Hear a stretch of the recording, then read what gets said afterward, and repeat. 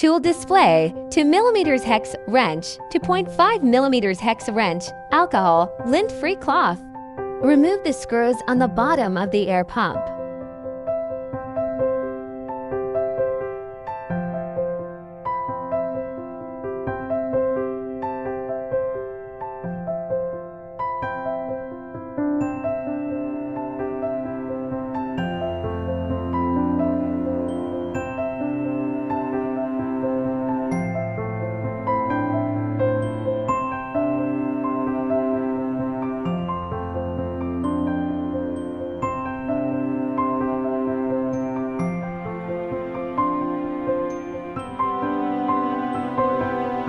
Open the air pump casing.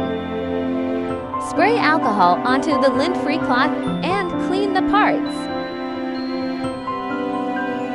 Clean the air pump air inlet and outlet.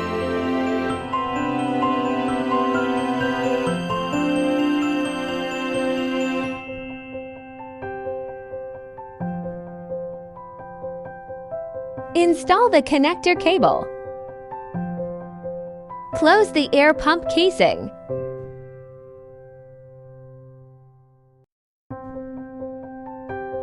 Install the bottom mounting screws.